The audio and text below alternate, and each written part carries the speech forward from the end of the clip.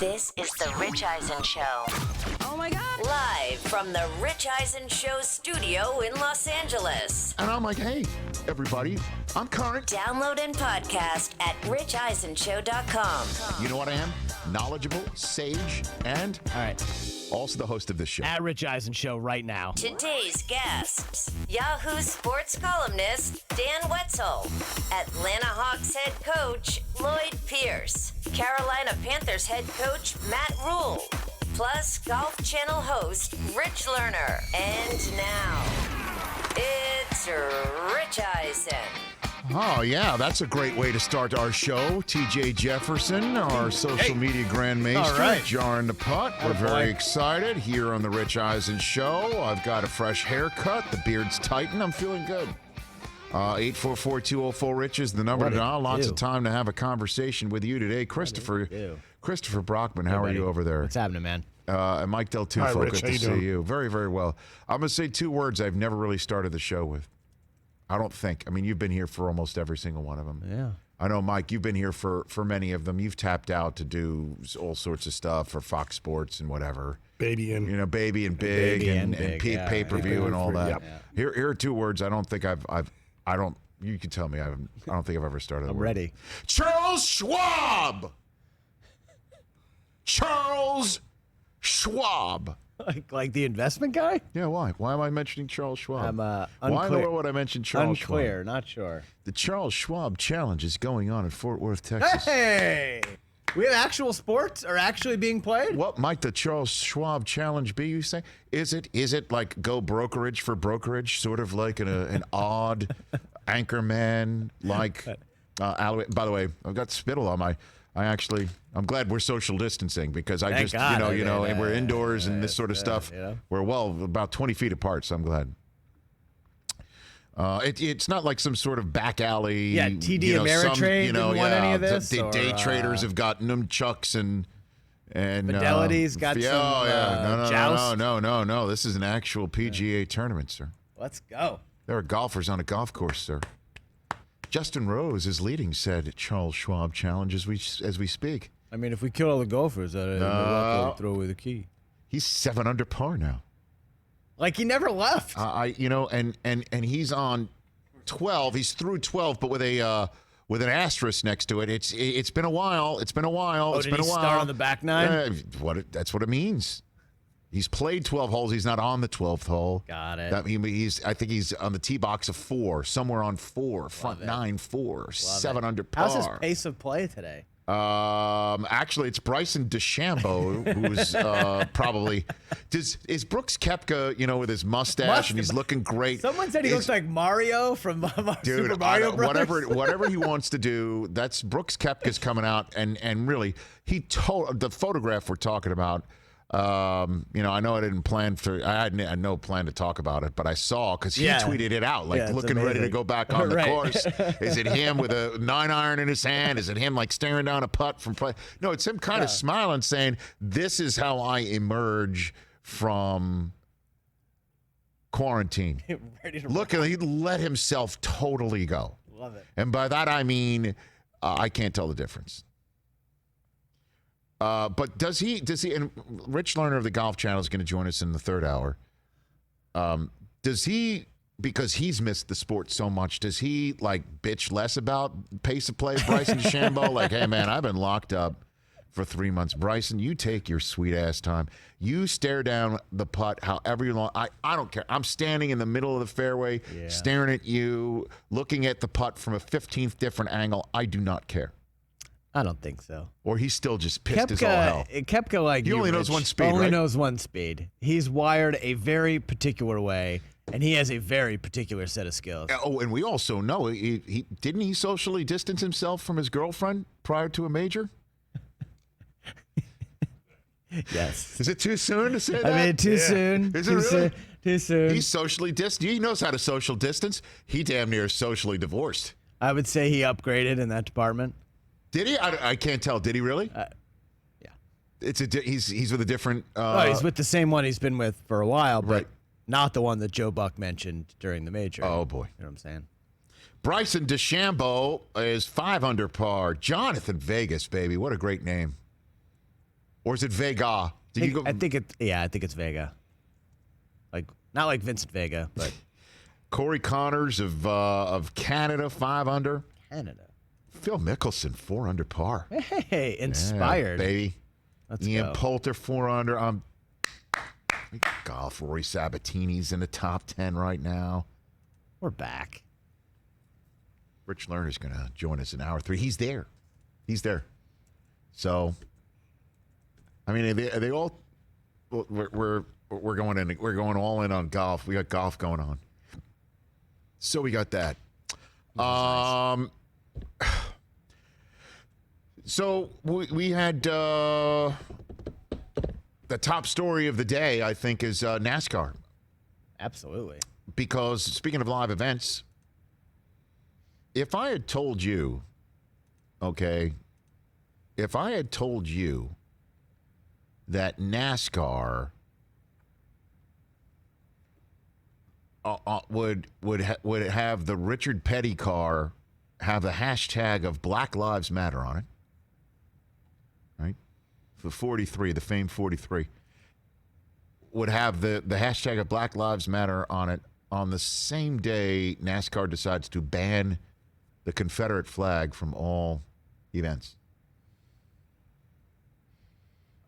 You really would have to ask, what planet would that be on? Would that be on Earth?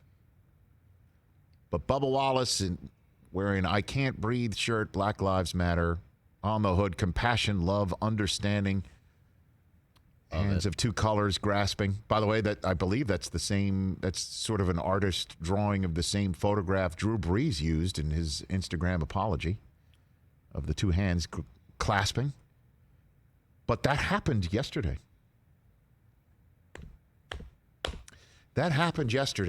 And NASCAR's statement, the presence of the Confederate flag at NASCAR events runs contrary to our commitment to providing a welcoming and inclusive environment for all fans, our competitors, and our industry. Bringing people together around a love for racing and the community that it creates is what makes our fans and sports special. The display of the Confederate flag will be prohibited from all NASCAR events and properties. +1 from this seat. Absolutely. +1. And Dan Wetzel of Yahoo Sports will be joining us shortly. He wrote about it. I feel honestly that it's a world where we're waiting for sports to come back one by one in terms of live sports. And if NASCAR was going to take this step, I think to take it now in the current environment of what's going on in the world is important. It's also, for them, there are no fans. They're not going to have to, if you will, police this. And there won't be, I imagine, maybe there will be protests outside of their next few events, potentially. But the most important aspect of it from here moving forward, and I think Dan's going to give voice to this because he wrote about it in Yahoo Sports, is it's important for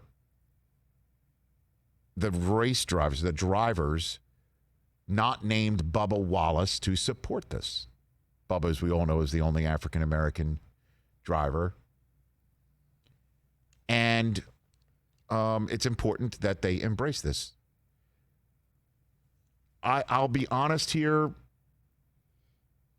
folks. I've never heard of Ray Cicerelli before. Never. But he is a driver whose Facebook... he's an owner. I've never heard him before. I've never heard of him before. Yeah, same. Team in a truck series, okay. He says he's out. In a Facebook post, I think that his wife, because it was signed by Sarah, I don't know, but he says that nobody should have to do anything that they don't want to do. It's been a fun ride and dream come true, but if this is the direction NASCAR is headed, we will not participate after 2020 season is over. I don't believe in kneeling during the anthem nor taking people right to fly the flag whatever flag they love. I could care less about the Confederate flag, but there are people that do, and it doesn't make them a racist. All you are doing is, then we have to blur that out, one group to cater to another, and I ain't spend the money. We are to participate in any political BS, so everything is for sale. And it's signed Sarah Cicerelli. Look, Bye. I'm from an area. Honestly, I know I might be completely naive when it comes to this. I'm stunned by the number of monuments that there are in this country that are that have been built, or statues and built in the names of people who fought for the right to own slaves that are still around in this country. And people who say this is about heritage, not about hate. Well, the heritage is of hate. I know this. I see our numbers. I see my numbers. My Twitter account has shed thousands of followers over the last few weeks with me talking about social and political issues from this microphone. And I truly, to use the phrase of Rad, could care less. I sit here and I speak my mind and I speak my heart, and I sit here and I say, for the same people that say, I don't want any political BS, the Daytona 500 had the President of the United States riding around the oval in the Beast. I didn't hear any outcry about why is politics being brought into my racetrack. But now, oh gosh, now, oh boy, let's be consistent here. Don't want politics unless it's mine. And this is, in my mind, not political.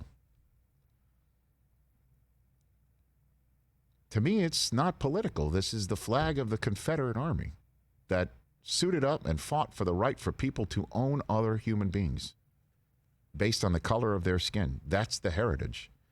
And it's going to be tough when fans are put back in the building, because it is all over the spot. When I went to the Texas Motor Speedway years ago, it was everywhere. And again, being from a northern state, if that means anything in the 21st century, I was shocked. And so it's important that drivers support it. And Ray Cicerelli will not. Jimmy Johnson yesterday was on this program. Correct me if I'm wrong, Chris. Nobody's won more checkered flags. Nobody's more successful in terms of racking up W's. You could say he's the NASCAR GOAT. They named the grandstand after him at Atlanta Motor Speedway just this past weekend. Oh, yeah. So we asked Jimmy yesterday if he had spoken to, he had mentioned in previous publications and articles that I saw that he had spoken to Bubba Wallace about these issues and trying to listen. That's, I guess, the phrase of the day right now, certainly from Caucasians, trying to hear out what's going on, what's in your head, how can I help, how can I be a part? So I asked him about supporting Bubba Wallace and Bubba being in that race car last night with the hashtag of Black Lives Matter. Asked him if he also supported Bubba in banning the Confederate flag. And this was before NASCAR made its announcement. This was on yesterday's show. I think that we need to be more vocal. We need to soften people's minds and help them and help motivate people to have a deeper learning to understand the injustices and the inequalities that are out there. So, and everybody is entitled to an opinion and a right, and I have an opinion and a right to have the stance that I do. And that stance on the Confederate flag, what would that be, Jimmy? I'd support Bubba and I support NASCAR that the Confederate flag should not be up at our sites, be it our racetracks, embedded in our sport. That's Jimmy Johnson. So get the check mark from him. It's a different time. I'm feeling it. I'm sensing it. It's a different time. And that flag means to so many people different things, I understand. It means something to somebody that it doesn't mean to people of color and people like me. But hopefully their love of racing and NASCAR will overcome whatever they feel about waving that flag in a parking lot or an infield or in the stands. Can you still go to a race and enjoy the racing and not see a flag that people look at and say that's associated with slavery? That's associated with being a traitor to a country, the United States of America. That's what it was all about. I asked that question. I hope the answer is. I hope the answer is yeah, we can. I hope so. Certainly for the sake of the sport, where I proffer to say more and more people will start watching NASCAR because of it. And I bet you they have data to back it up. But for the moment, it really was a shocker, and it shocked a lot of people, and it's the latest indication that we're living in a different world right now, and we all best get ready for it. And learn to love and have an outreach and an explanation and a conversation. And Dan Wetzel is going to join us. Lloyd Pierce, the head coach of the Atlanta Hawks, will join us. And his name was in the mouth of our first guest in the NBCSN hour yesterday. Rick Carlisle, the head coach of the Dallas Mavericks, said he was following Lloyd Pierce's lead when all 30 NBA head coaches got on a Zoom. Did he say it was within 6 hours of what happened to George Floyd? Yes, it was very close afterward. That all 30 NBA head coaches got on a Zoom to talk about, okay, this is something, and we need to talk about it. We need to do something about it. And Lloyd Pierce will join us. Matt Rhule is going to join us, the head coach of the Carolina Panthers. We've been cultivating that caper, using a phrase that we're going to be hearing quite a bit today. Hey, well done. Yeah, we've been talking. Hey, Matt, let's get you on here. Last time I saw Matt was on a staircase at the Combine. Just in the Nike house. I was going up, he was going down. Oh, interesting. I was going up, he's coming down. At the time, I asked him if. It's funny when you see somebody for the first time. I'd never met him before. Yep. Hey, he knew who I was. I knew who he was. You're like, oh, hey, well, I'm going one way. He's going another way. He's got somewhere to go. It's a tight staircase. It would be odd to stop. There's people coming down, people coming up. Right, you'd be blocking traffic. You got to keep moving along. Keep it moving. At close quarters. So we kept walking in either direction, and I used my split-second amount of time to find out if he was going to still wear those vests that make him look like a Game of Thrones sentry. That's when you asked him, right in the staircase? I asked him, right in that staircase. He said no. No vest? No vest. Really? So what? Just I don't know. No vest in the NFL? I don't know. Just standard, I don't know. Nike gear pullover? That's what he's going with? No, it's odd. Actually, he said he was going to wear a business suit and a hat, a fedora. You might bring it back. That would be awesome. Come on now. Bring it back is right. There's Matt Rhule from his press conference. Who tried to do that? Was it Mike Nolan? Mike Nolan and Jack Del Rio. Yeah. Didn't Del Rio want like a leather jacket or? Well, no. He wanted a suit, he wanted to be like John Madden in the black hole with the wind, and one of those thin ties with the wind flapping. They did it. Yep. Short sleeve dress shirt like Madden, right? That would have been cool. Oh yeah, just man. Let him do it. And so it was Reebok at the time was the NFL, and they made him the suit. They made Nolan the suit. Come on now. I love it. That is cool. I love it. And that brought up, the whole concept of, what coaches wear in different sports at the time. And the pure crazy nonsense that we all accept. Of baseball managers? Yeah. That they dress like an 8-year-old. They do. I'm 70 years old, and I'm dressing like my 24-year-old superstar. Like they might pinch hit. Like they're all dressed in a uniform, like they're about to grab a bat at any point in time. I will grab a bat, says million-year-old Merv Rettenmund, whose name I just pulled out of my, Well, but like Jim Leland ripping heaters in the dugout might go pinch run, like in the seventh. How could we not? It certainly, since this would be around the time that we would be in Kansas City raising money for Children's Mercy Hospital on behalf of the Big Slick charity tournament. How do we not bring up the name of Gene Lamont right now? Gene Lamont. Could you imagine Bill Belichick wearing a uniform? I would love if Bill Belichick, if they made NFL coaches dressed like NFL players. All right, let's go down this road later on. I think I've pulled on a thread I want to keep pulling on, to use the phrase of dress. But I love this man's work. Every single item that he writes for Yahoo Sports is a proverbial must-read. He is one of the lead columnists in our entire profession in the sports writing world. He's Dan Wetzel. How are you, Dan? I'm doing well. How are you? I'm hanging in there. I'm hanging in there right now, Dan. So where do we start on this one? Were you knocked over by the proverbial, to use that phrase again, feather when NASCAR made the announcement that the Confederate flag was going to be banned from all of their events?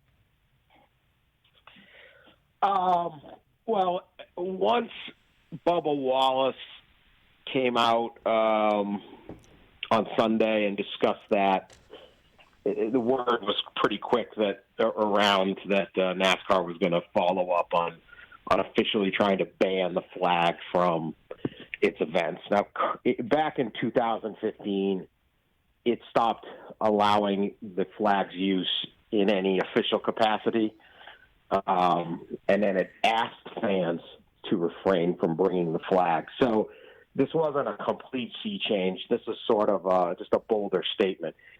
And in reality, who knows what it really means? How are you going to enforce this? As we know, the flag, obviously you can go see a flag getting flown in an infield or a campground, and you could go and see that. And that Confederate flag is on bumper stickers and on license plate holders and on T-shirts and hats, and it's in a lot of places. So I think it's a very big symbolic step for NASCAR, but it is one that may be kind of more symbolic than anything else, and it is one that they've been moving towards in recent years.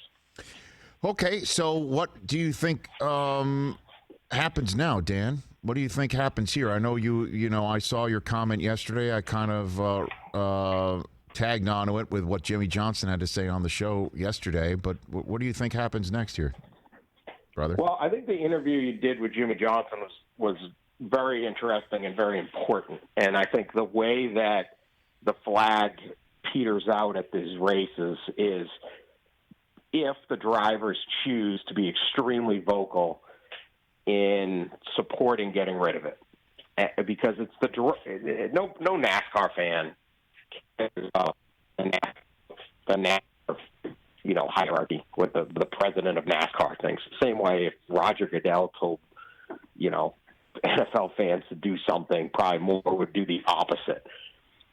But if the drivers who have the connection with the fans are unified on this, and we'll see if they are or what they actually believe on it, and you can change kind of the mindset of the track where it's like, that's not really cool to bring anymore, and it sort of becomes a group thing, then that becomes a much bigger deal. Tom Brady and Patrick Mahomes and those guys are saying something, it carries a lot more weight than if Roger Goodell does. And that's the same way in NASCAR. So, if Jimmy Johnson and all of the drivers are saying, if you fly that flag, don't root for me. If you fly that flag, you're hurting our sport. You're hurting the future of our business to see whether we can keep this thing going. NASCAR is not on the best of business trends anyway.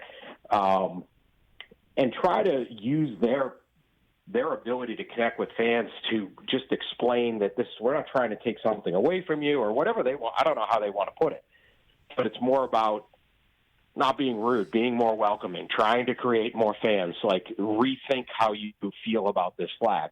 I think that's when you could have significant impact. So what Jimmy said on your show, and I wasn't surprised Jimmy said that, but it was significant because you haven't heard through the years this overwhelming support from drivers willing to step out and eventually go against some segment of their fan base. Will they be that aggressive? I think that's going to be the next step in how important this goes.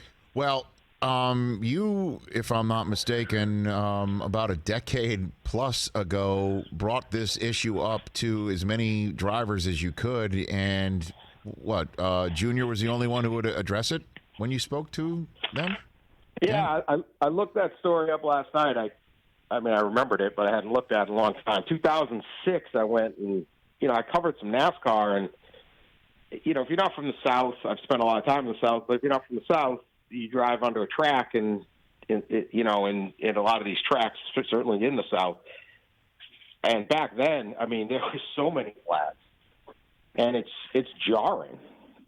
And you just go, wow! Like I didn't know it would be this many flags in one spot. And so we decided to kind of ask around. I said, what do you think? Like, NASCAR had taken a position already that they really weren't in favor of this and made much of a statement. But clearly, some people are going to look at it and say, this is not I don't want to be a part of this. Or, you're an African-American family and you pull up to the infield, you say, I'm going the other direction. What's your opinion of this? Why do you think this is appropriate? Do you think this is welcoming? And literally every single driver, every single team denied comment or told me if I even ask at a group session, it'll be shut down and they'll do this. I mean, it was aggressively opposed to even discussing this. Dale Earnhardt Jr., to his credit, did. He was the only one who was willing to talk about it. And I mean, that was about 40 drivers at the time. And that to me is how far this has come, because you now see in 14 years, not only are they discussing it, a lot of them are discussing it, pretty openly with some depth, with some understanding of, I need to learn more about this. And I don't expect every NASCAR driver to be up on every single issue. But the openness to it, I think, is a complete sea change, because you went from like, why are you asking this question? Hell no, we're not talking about this, to I imagine you can get almost any NASCAR driver on your show today to discuss it. And that's a big change in those 14 years. Dan Wetzel of Yahoo Sports here on the Rich Eisen Show. I haven't heard any from, other than just that statement that I read from NASCAR, any of the top management members of NASCAR, the families that are atop the flow chart there. Why do you think they have made this maneuver? Because obviously it is right now something everybody is talking about. You see polling that Black Lives Matter as a movement has reached a pinnacle. I mean, and it keeps going up in terms of people who support what they believe Black Lives Matter to be.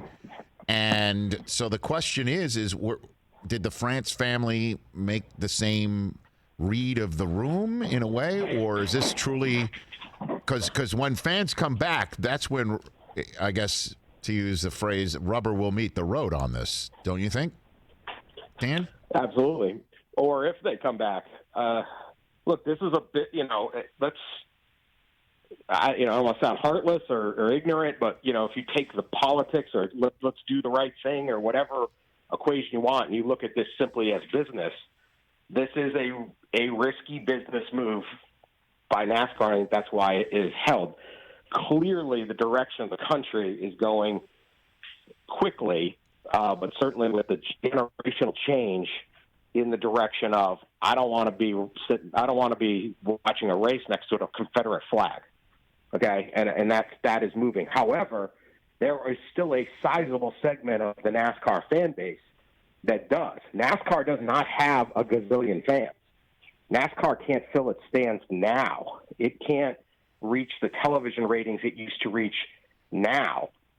And so if you sit there and say, well, maybe the NFL can go, look, we're going to write off 20% of our fans or 10% of our fans or whatever number it is on the short term, because we know people under 35 are supporting this at, 70% rate or something like that's the future of our business. For NASCAR, you're losing little of what you will lose, some of what you already have. And there's no promise that all of a sudden people are going to become NASCAR fans. Now, I do believe that there are people who don't go to races because it's an unwelcoming environment due to the flag. How many of those people are there? I don't know. I don't think anybody knows, but it certainly makes sense to assume that. So for NASCAR, there is a risk here because there is a sizable segment that, right or wrong, does not see this flag as offensive, sees it as, heritage, not hate. It is a significant argument. I've talked to many of these people, and that's how they feel. And if they're going to give up on NASCAR just lost some of the most loyal people. So it's far more complicated. It's very, very easy to sit back and say, hey, NASCAR should have done this. But, are you going to start covering NASCAR every week now? Are you going to go to a race? Are the people applauding this on social media going to also tune in? Did they watch last night in Martinsville, or they just don't really like auto racing? Very, very interesting business concept of trying to decide this. And unfortunately, what the fallout will be, we'll see. Are those people really never going to watch a race again, or are they just saying they're not going to watch a race again, and in a couple weeks they'll start watching? Well, I don't know. We're going to find out. I guess we will, and then I guess in the immediate future here, Ray Ciccarelli is about to get his 15 minutes, and a fifth. His first 15 minutes. Well, I mean he's a 50-year-old, and I say that as a 50-year-old, a 50-year-old NASCAR truck driver who's I'm looking up right here. His best finish, I guess, 17 races. 33rd place, 17 races, saying that he's out over this issue because people who do love the Confederate flag, it doesn't make them racist, and he still doesn't believe people kneeling on the national anthem. These are two items that are at the forefront of one of the most talked about Twitter accounts on Twitter. I think I can easily say that Mr. Ciccarelli is going to probably wind up on the president's Twitter feed very shortly. So will there be other drivers you think that may follow suit, or what do you think that immediate reaction is going to be? This is a very low-level driver. Almost no one's ever heard of Ray Ciccarelli. I believe it's 17 races these are over years. He hasn't raced at all this year. This is not a cup-level driver. So this is not one of your major guys that's racing on Sundays. So this is by no means a prominent person. It would be like a minor leaguer saying that. And so he has his opinion, and I do agree that his opinion is certainly reflective of some segment of the cup level or the fan base or whatever. So I don't want to dismiss it out of hand. It's one guy, but this is not a major driver. Well, he's about to become major and more prominent, Dan. You know that, as you and I are both sitting here. Creating himself into it, but the reality is you're talking about a minor league driver who has been washed up and not doing anything, saying I quit. Well, nobody had you driving this year anyway. If this was an NFL or NBA player and the nation knew who it was, they would probably laugh this statement out. So this wasn't. If Jimmy Johnson's on your show, you're saying I'm quitting, I'm never driving again. You go, wait a minute, that's 6-time champion. That's a big deal. He isn't. So nobody's a fan of this guy. He's a follower. Now, will he get some now? I guess, but this was not a significant driver. So you can look up I don't know his racing total, but he's never won. I don't think he's ever had a pole. I don't think he's ever been in the top 10. I mean, this is not a big-time guy. So, but again, is there some segment? Do you lose some workers? Do you lose some people? Do you lose some fans? I think it would be most likely NASCAR will. Can they get more by creating a different race day environment, by making this stance? We'll see. It's tricky because I don't know. I just don't know how if this is an issue for you. Like, are people now sitting there saying, "Oh, I wasn't a race fan because of this, but now I'm really going to get into stock car racing"? I don't know. That's the straight business equation of this. Really interesting to see, because it's not like football or basketball where you say, "Well, look, the younger people are going to be on our side. We may take a hit for a little while, but we're going to come back bigger," or something like that. This is just a totally different. But until you create the mindset that this is good for the sport, this is the right thing to do, this is the courteous thing, and you get the drivers to do that, that'll be the key for NASCAR going forward. It can't just be, well, we banned it. People are still going to have the flag there in some way, and you have to change the hearts, not just the policy. Dan Wetzel, Yahoo Sports, here on the Rich Eisen Show. Before I let you go, Dan, what are you hearing on the college football front? That's the first item up for bids for the football world. We're seeing more and more institutions of higher learning saying players can come back to campus and start participating in practices, so on and so forth. What are you hearing about this 2020 playing season? I think when you talk to athletic directors and commissioners and things like that, it's a sea change from 2 months ago. And, I think one of the things everyone always said, we don't have to make a decision now. We got until June, late June, probably July 1st, we had to make a decision. But certainly what looked very, very dire back in March and April now says, hey, this seems to be possible. We have a much better understanding of the virus once we started taking it seriously. So I have a pretty good confidence that every school will start the season. And I did not think that in March. I thought some might, but it seems like everyone's going to start. Whether they can finish, I don't know. At the same time as it's hard to predict out 2 months. It's even harder to predict out 4. But there's great confidence that they'll be able to start, that in some places you could even have full stadiums, but certainly 25 to 50%. And if you had given college football that deal back on April 1, they would have taken it in a heartbeat because they were looking at empty stadiums or no games or limited games. So I think there's been a tremendous push forward. Now, obviously, we're still a long way from the season, so a lot of positivity has to stay with us. But I would expect college football gets played in September. Well, I mean, I guess there might be more stomach for it because you're seeing spikes in I guess you're seeing 25 states from what I heard I saw this on TV last night through NBC News that 25 states are experiencing lower hospitalization rates over the last 25 weeks. And that's up from 16, but more states are now experiencing higher hospitalization rates than 2 weeks ago as well. There's now 19 states that are experiencing more hospitalization rates. So, again, we have to take a look at the virus and boots on the ground, but there definitely appears to be, for all sports, every last sport, more of a stomach of saying we're going to deal with people testing positive and not shut things down and figure out a protocol with therapeutics, so on and so forth, to move this thing forward. But, these are also sports that have to negotiate with a union, as we're seeing with baseball. With college sports, it's just like, okay, we're letting kids on campus, so let's play. And there's going to be some schools that can't, I think, what afford to even get on a plane or a bus or hold this stuff, or it's going to be more of the haves than the have-nots, don't you think, Dan? When it all comes down to it, I think they'll all try to play.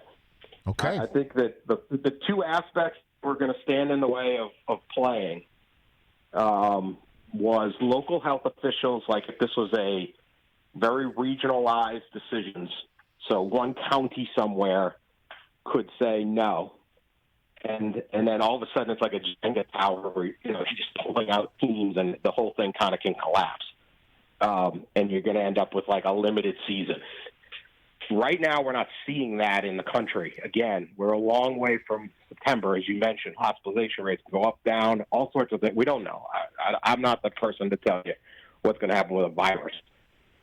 So, absolutely. The other big one was they had to get over the concept, whether this is a good idea or bad, up to you to decide, that if one player tests positive, that doesn't mean the team is shut down and quarantined. Because if that was going to be the standard, which for a little while it kind of felt like that's the standard, there was no way you could start. Because somebody in a group of 100-something people, because you have the sports staff, the coaches, we have elderly coaches, we have all sorts of problems. they're going to get it. I mean, it'd be impossible to try to believe you could run a football season. And I thought college football was the single hardest sport in America to try this because you have 130 Division I teams in 43 states. And you've got all different – you got military academies, private schools, public schools, religious schools. Everyone's playing this thing. So could we do it? But I do think that once that it's believed, hey, we got a couple, we'll put them to the side, it's going to be all right, we're going to keep going. As long as that mindset's there, you push through. And then as long as the local health officials aren't saying this school can't play but this school can, you can keep some formation of what this season is, and you're not just saying, oh, we were going to play Saturday, but now we can't, and it all falls apart. So I think they're going to try it. There's a lot of optimism. There's also a lot of desperation. These schools have looked at the bottom line of what happens if there isn't a football season, or what happens if there's not a fall semester. And look at higher education and college sports obviously are businesses, and they're in a lot of trouble if they don't do this. So I think they're all going to push forward. Yeah, I think, Chris, when we had Brian Kelly on a couple weeks ago, right, from Notre Dame, talking about his schedule that includes trips to Ireland, which, as we all know, has now been made a home game for Navy in Maryland. And then, you know, it's kind of like a United Nations of schedules. Everybody's on it, right? It's like Pac-12's on it, Big Ten's on it, tons of ACC is on it. And I asked him about, you know, the schedule and how trying to get some sort of uniformity of everybody, like what are the odds that everybody's going to be in and his schedule is going to stay intact. And he said, you know, something along the lines of, we may have to play Navy, you know, at Navy, but if the check clears, Western Michigan's going to be at our place. Didn't he say that, Chris? He sure did. We both kind of looked at each other like, what? Did he say? He said, like, if the check clears, Western Michigan will be here, is essentially what he said. Yeah. You know? Yeah, well, he's right. He's right. Look, they can say all sorts of stuff, but at the end of the day, that check's got to be there. And so they're gonna do this. They're gonna try. The issue, of course, can you finish? Right. That's going to be the question, right? What's going on in November? Anybody who can sit there and say, that Ohio State-Michigan game, 100% that's happening. You know, 100,000 people in front of the horseshoe. They're lying to you. They don't know. Nobody knows that. I hope so. We all hope so. Do we, though, but, Dan? Do we? Easy, Dan. The virus is not a big deal. I hope the virus is not a big deal and we get to watch Ohio State and Michigan play. I hope we come up with a cure. I don't know. Me too. Again, I'm not your virus guy, but I know talking to these ADs and these coaches, it's like, no, we got to do this. And they're going to try. So nobody can predict too far out, and it's why I say I think they're going to try to start. I don't know whether they can finish, but they're going to want to try to start. And, you know, look, if there's a huge surge in July, maybe we don't start. But as it's going right now, and I'm not up on the infection rate percentages. Right. There's a lot of optimism that, yeah, we're going to do this. And Western Michigan's sitting there saying, if we don't get whatever a couple $1 million we're getting from Notre Dame, how do we have X number of sports? How do we do this? And I guess so much of the Western Michigan budget is reliant on them playing Notre Dame. Brian Kelly's right. Yeah, and I guess one more for you then, Dan. I appreciate it as long as you've given me right now. What about the future and the fact that if some conferences can't go or some smaller schools can't go, won't go, don't have the ability to go, do you think that this is there's a possibility that the Big Five may emerge from all of this as just a separate entity in college football? You know, that the Big Five plus one, I guess Notre Dame, would be just a separate entity that they're just going to schedule themselves, and that's the end of that. And there's just going to be smaller schools, big schools, and they'll figure it out from there. Is that a possibility, do you think? It gets a lot of attention as a possibility. Right. I just simply don't believe it's true, because what's the motivation to do that? Right now, you know, if you want to talk Notre Dame, the Chicago Bears play 16 games, and 8 of them are at home and 8 of them are on the road. Notre Dame's not a good example because they play all these games all over the place, but whatever. They get 8 home games and 4 on the road. Michigan, let's take Michigan and the Detroit Lions. University of Michigan is playing 7 to 8 home games a year 4 to 5 road games. If you want to give that up to go 50-50, you're losing money. So they already get all the money from college football, almost all the money. And they can do it by having Western Michigan and all these other schools pretend that they're in their league. And they can fill up their stadium and make a ton of money. So there is a financial benefit to having these smaller schools. They have to share the basketball tournament revenue with those leagues, but they still get the vast majority of it. And the basketball tournament would not be nearly as popular without smaller schools as an underdog creating the kind of sweep up America sentiment. And you wouldn't have major markets in the Northeast and things like that, like Villanova and Georgetown, that matter, that boost you up. So right now, those 5 power conferences, and really it's 2 to 3 of them, and Notre Dame get all the money already. What's the motivation to kick Western Michigan out? They're not really draining you. They're actually making you money. So I just don't see it as a financial thing of saying, let's boot these guys out, because we're getting extra home games because of this completely ridiculous system we have going. And if we do NFL-style structure, now it's 50-50. We're not getting we're getting less home games. Dan, thanks for the call. Great column as always that sparked my call to yours, to your phone, and we appreciate the time. Let's chat again soon, man. Be well. Always appreciate it, man. Take care. You got it. It's Dan Wetzel. He's one of the best, man. Guy knows how to write. He knows how to report. He knows how to put it together. He knows how to opinionate. I really appreciate him. Great chat right there. Oh, and I forgot to ask him if the Yahoo exclamation point was silent or not. Next time. How is Michigan going to wind up at Washington to start the season, right? You know what I'm saying? Like, I'm looking at this. Right. I guess you can get on a charter, and there's a protocol for Michigan on its own charter, just like they would normally fly to the games. But who's taking them to the stadium? Who's taking them to the hotel? Right. I mean, look at that schedule. And then he's right. There's 4 in a row at home. Against Ball State, Arkansas State. Hey, everybody, just back off. Yeah, everybody's got the cakes. Games, okay? Those first 3 games. Oh, gosh. Are they 4 home games in a row? Yeah, Wisconsin, then Penn State. Good. Then we're at Michigan State. Honestly, Michigan will have to fly to Washington, and then the next time they do anything but take a bus ride will be having to go to the airport to fly to Minnesota. I mean, 5 road home games, for Purdue, that's it? Home for Maryland, at Rutgers. At Rutgers, the institution of higher learning and football powerhouse that caused Mike Del Tufo to become a Notre Dame fan. And then home for Indiana, and then at the Horseshoe. Let's roll. Oh, my gosh. Can you name the Arkansas State mascot? Huh? Can you name the Arkansas State mascot? Yes, they're named the they're named the Arkansas State the Red Wolves. Red Wolves. What about Ball State? Oh, they're the Lettermans, right? Cardinals. Yeah, I know that. Don, you got Syracuse's schedule. You want to put that up there? Put Notre Dame's schedule up again. Notre Dame's playing like... Put Notre Dame. Yeah, they're ranked, people. Yeah, exactly. Put Notre Dame's schedule. Come on, It is we. Like, how much money? Since 1977. How much money did you pay for that? Watching football in 77. I raised my hand and said that's a tough one. I saw Montana play on that field. Home for I'm a Arkansas. Notre Dame fan. Pig Suey. Hey, Western Michigan, come on over. Wake Forest. Wisconsin, by the way, not stinks. At Matt Rhule's new house. Clemson stinks.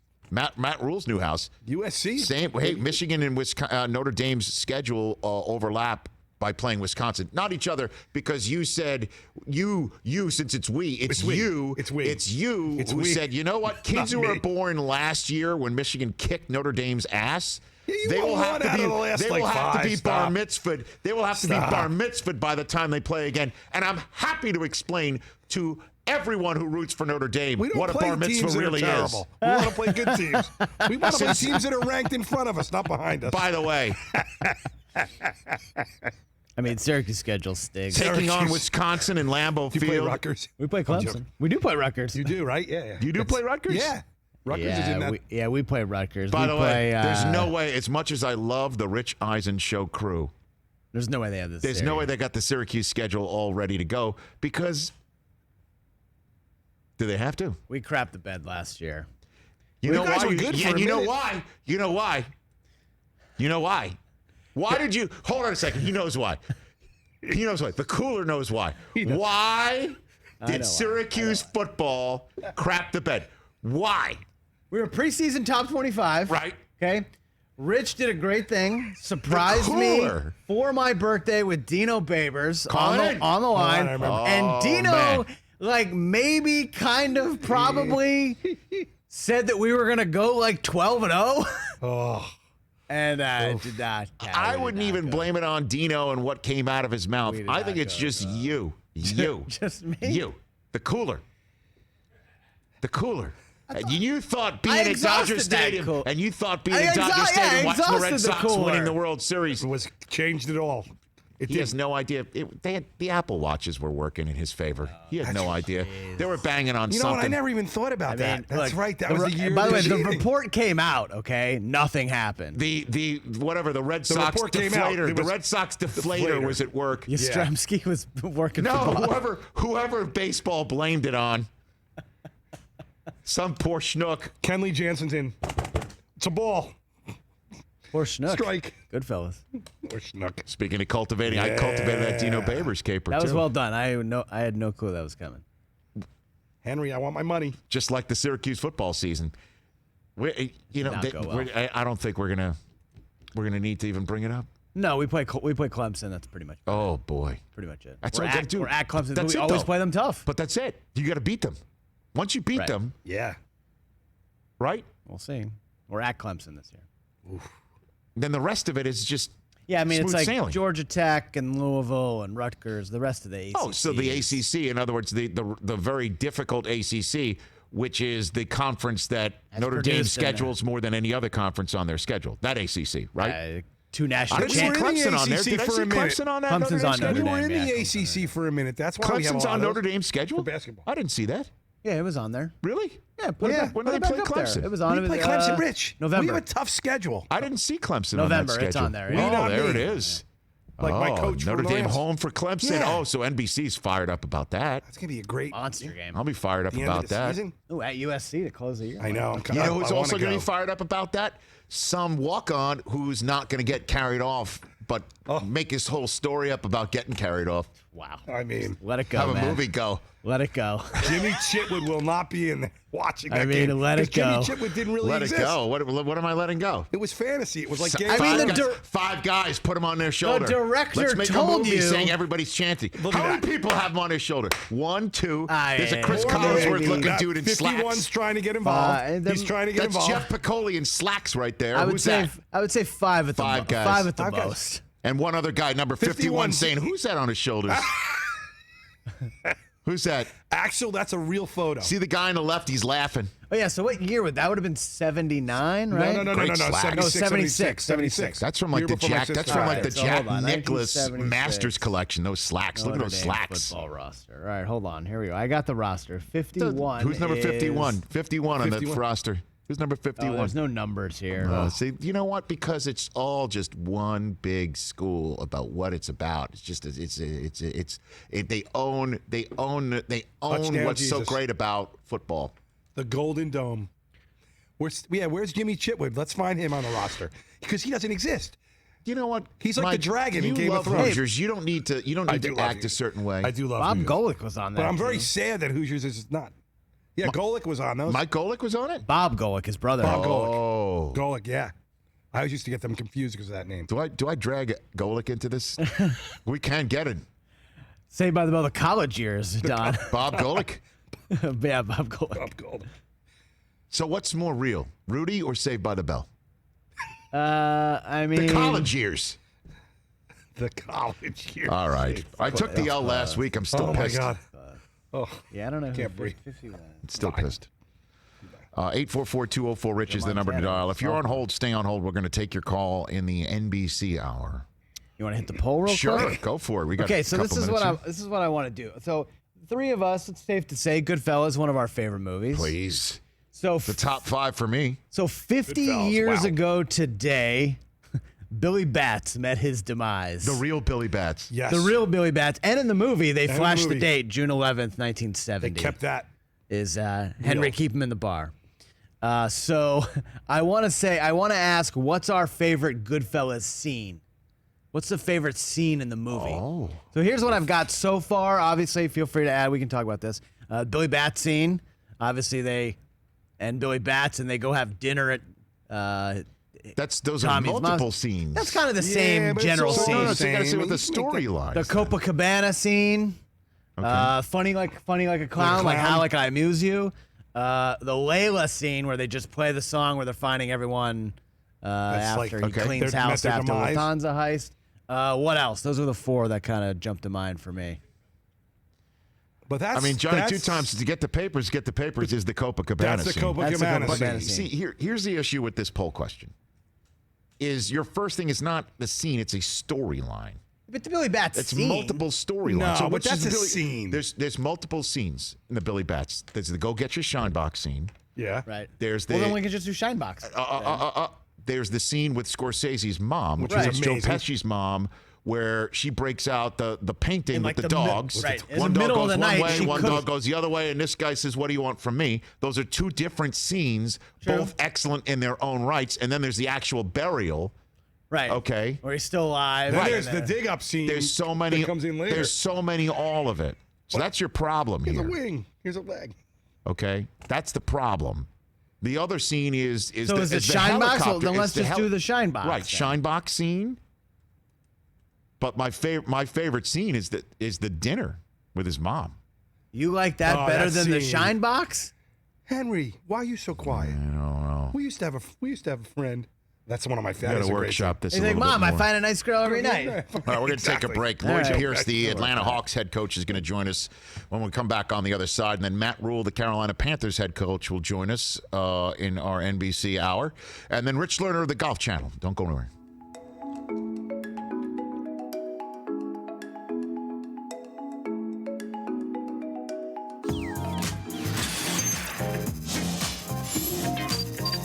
We'd like to play a game with Chris Brockman and Mike Del Tufo over there. Okay.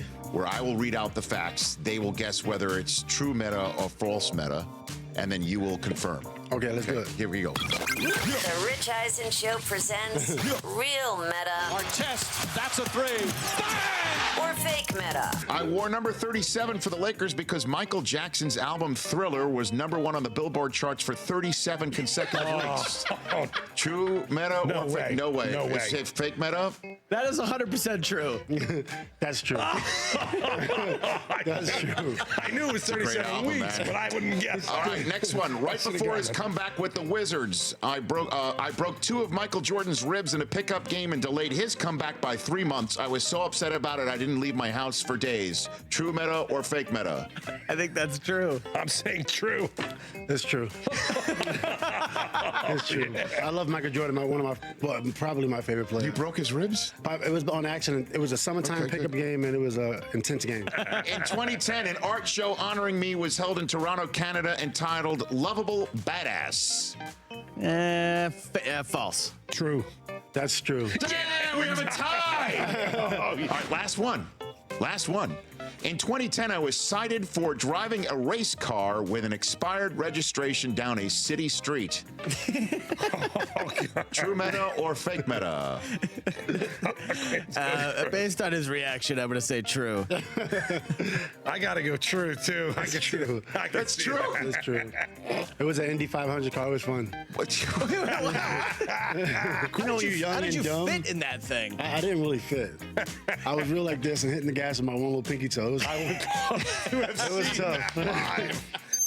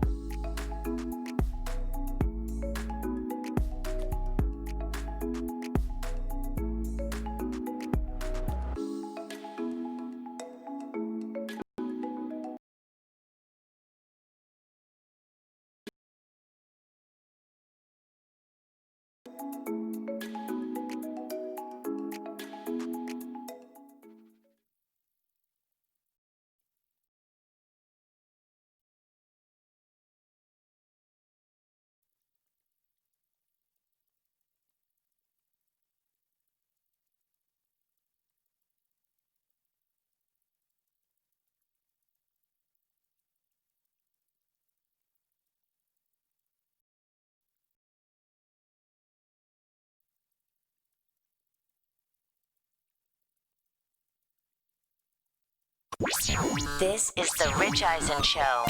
Oh my God. Live from the Rich Eisen Show studio in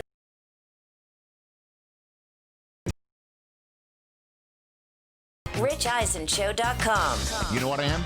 Knowledgeable, sage, and All right. the host of this show.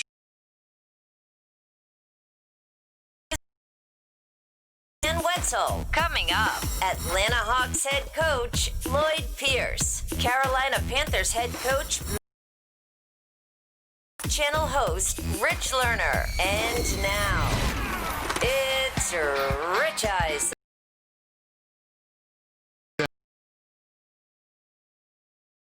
BCSN audience, and the we being, well, it's the royal we. I don't care what these guys have to say. Thanks, buddy. I'm sorry. The Rich Eisen Show live on the air. I'm your humble host.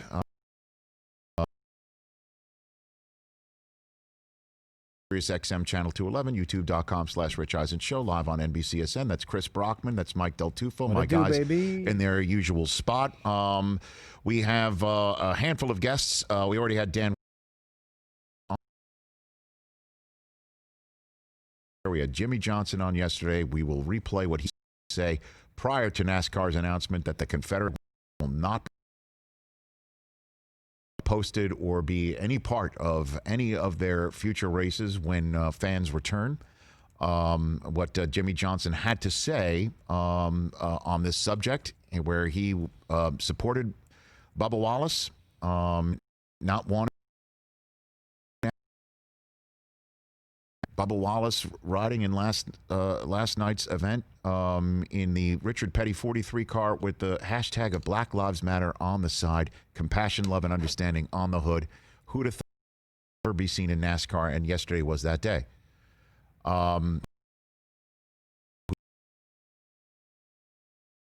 Matt Rhule, the head coach of the Carolina Panthers, is going to be joining us later on in this hour, and then Rich Lerner of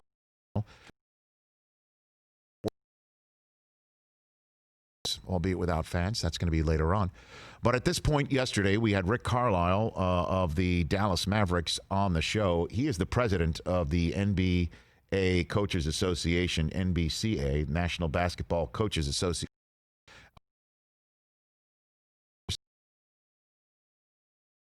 On the streets of Minneapolis.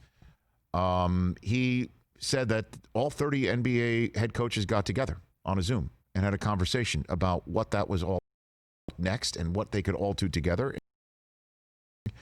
trying to lead the way. And he was taking the lead of the head coach of the Atlanta Hawks, Lloyd Pierce, who's kind enough to join me right here at the top of this hour on this day of the Rich Eisen Show. How are you, Coach? I'm well. How are you doing, Rich? Appreciate you.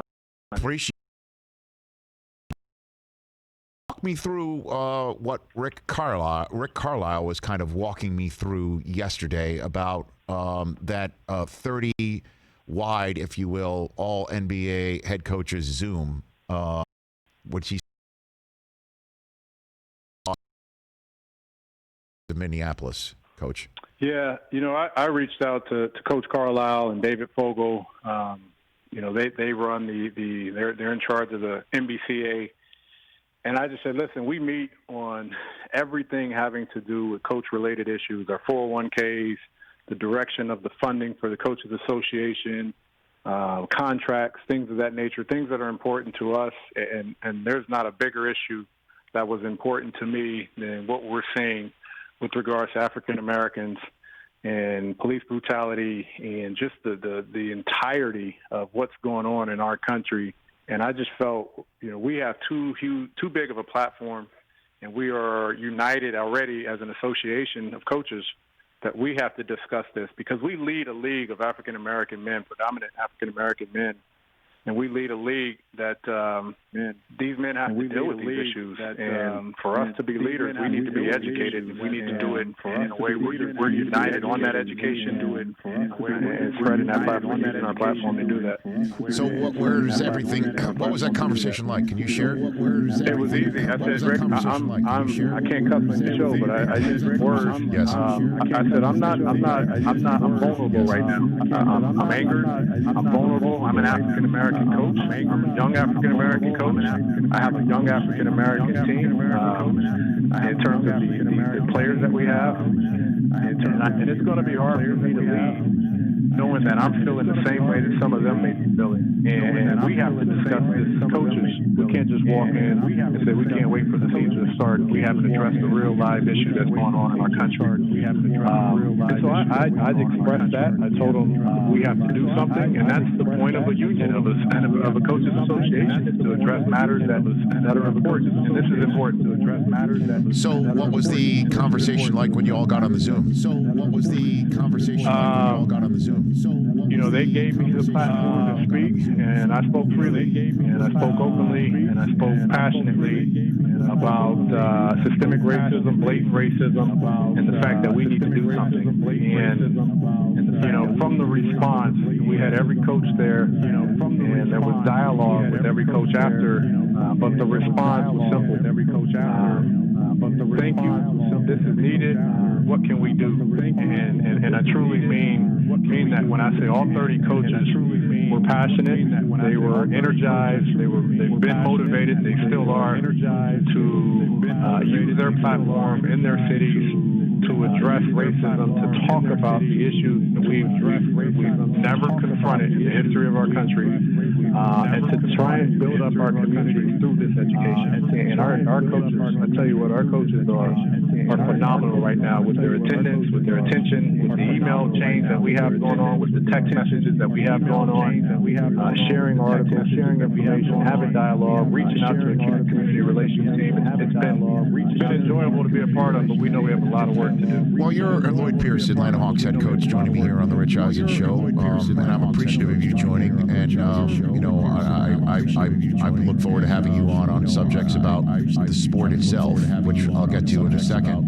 But your Instagram post, where it was just a shot of your face close up, I want to give you the floor on what that was and calling people's attention to it to check out on your Instagram account, and allow you to sort of